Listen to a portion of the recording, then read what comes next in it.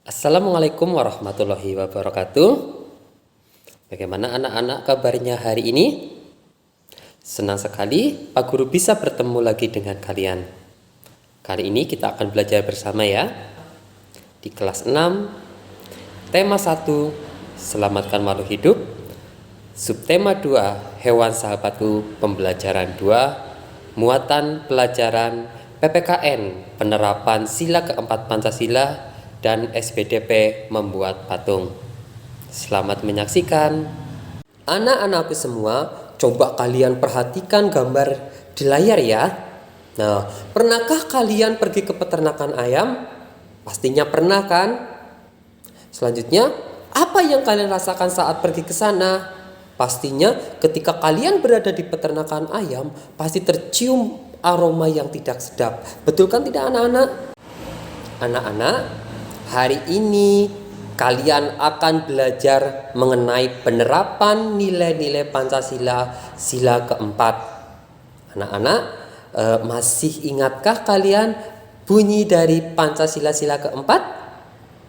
Ya, bunyi Pancasila sila keempat yaitu kerakyatan yang dipimpin oleh hikmat kebijaksanaan dalam permusyawaratan perwakilan.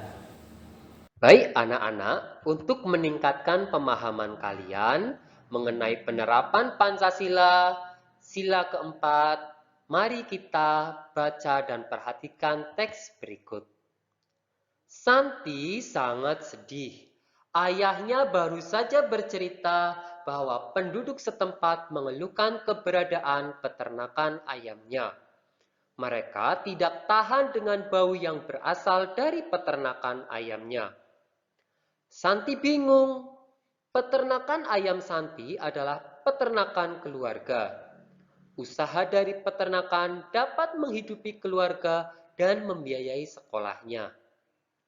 Santi memiliki peternakan ayam petelur. Secara teratur, ia mengirimkan telur ayamnya ke pasar untuk disimpan di salah satu toko di sana. Santi tidak mau peternakan ayamnya digusur. Ia akan berusaha agar penduduk mau menerima keberadaan peternakannya.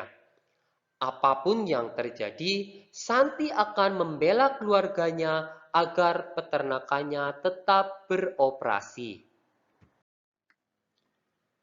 Berdasarkan bacaan di atas anak-anak, mari kita diskusikan bersama masalah di atas terkait penerapan sila keempat dari Pancasila. Apa pendapatmu tentang sikap Santi? Apa pendapatmu tentang sikap penduduk? Apa yang sebaiknya Santi lakukan dalam menghadapi masalahnya? Apa yang sebaiknya penduduk lakukan terhadap keberadaan peternakan ayam?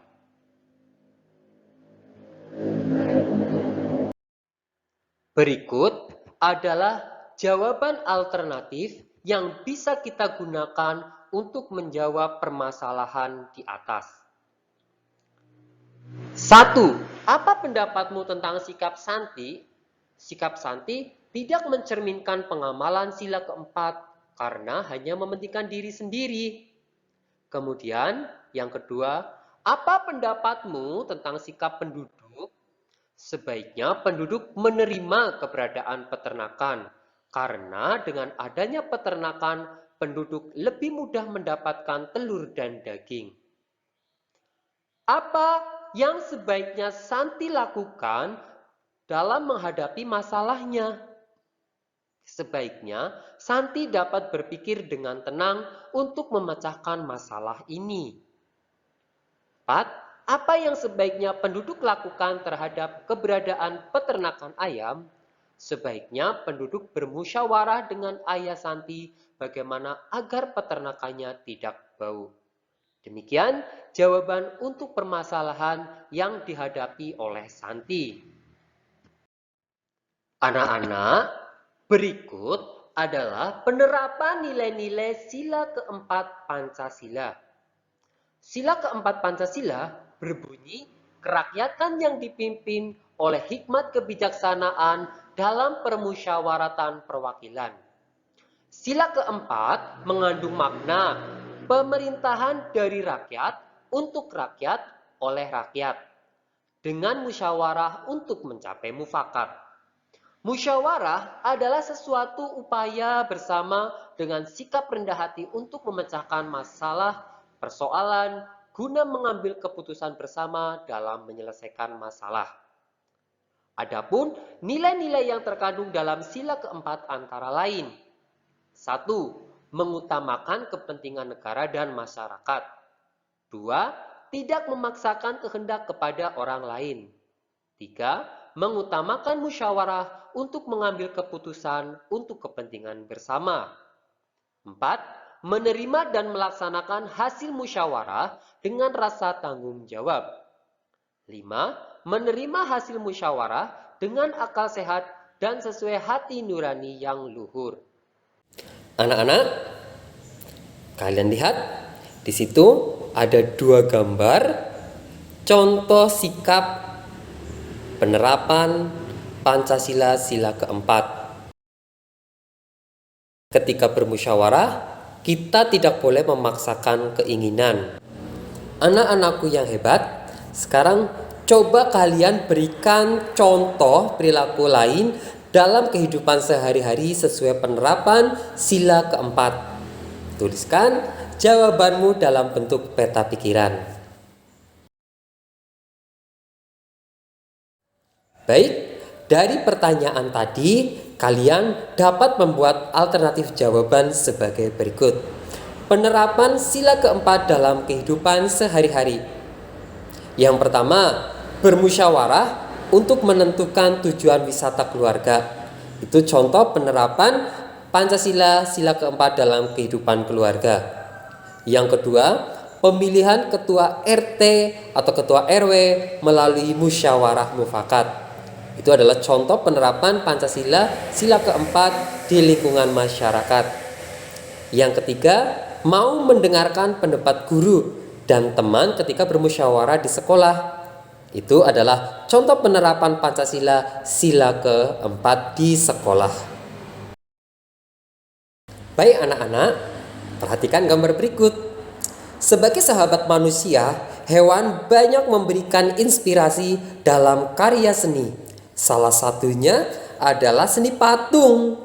Berikut adalah beberapa contoh patung yang idenya terinspirasi dari hewan.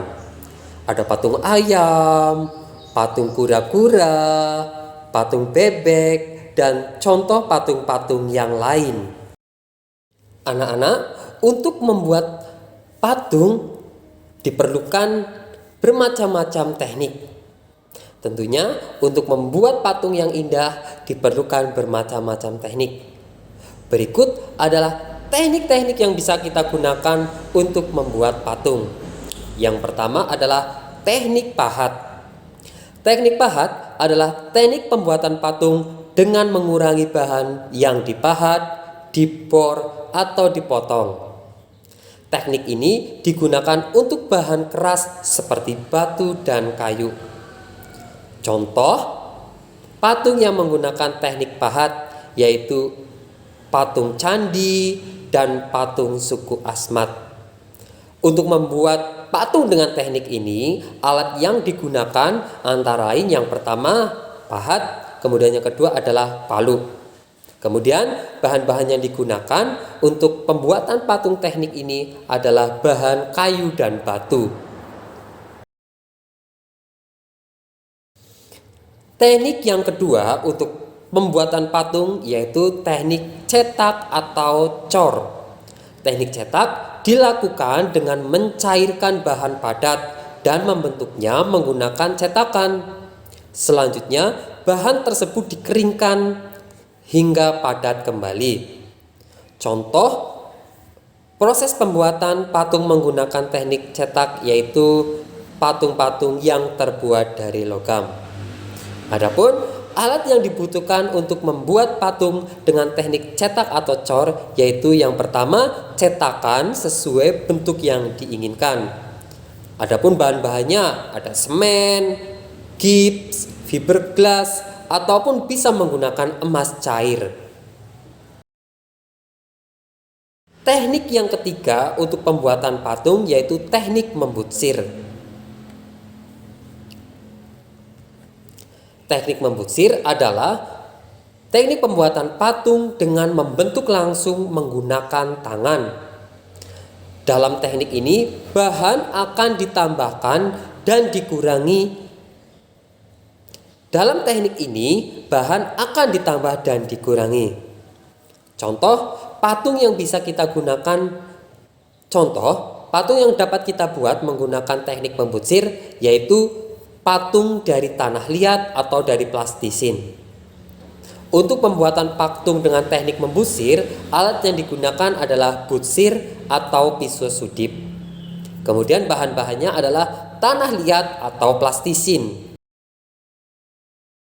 Keempat adalah teknik konstruksi. Teknik konstruksi digunakan dengan cara menyusun atau membangun bahan. Cara menyusunnya dapat dilakukan dengan membuat kerangka terlebih dahulu, lalu direkatkan dengan lem. Untuk membuat patung dengan teknik konstruksi ini, alat yang dibutuhkan adalah yang pertama, rangka bangunan atau meja putar. Berikutnya bahan yang dibutuhkan, tanah liat, plastisin, semen atau gipsum.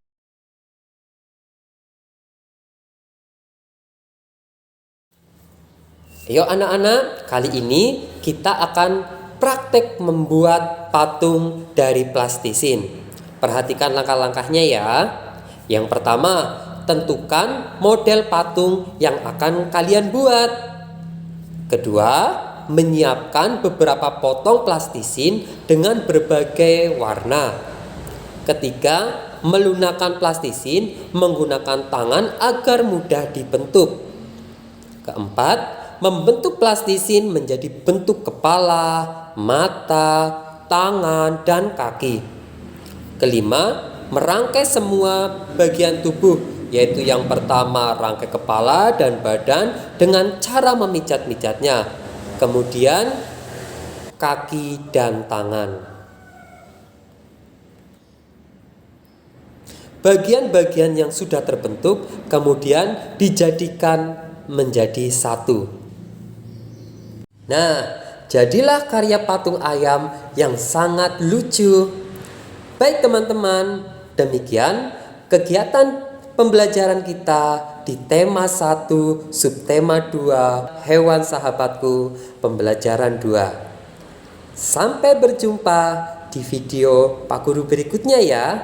Assalamualaikum warahmatullahi wabarakatuh.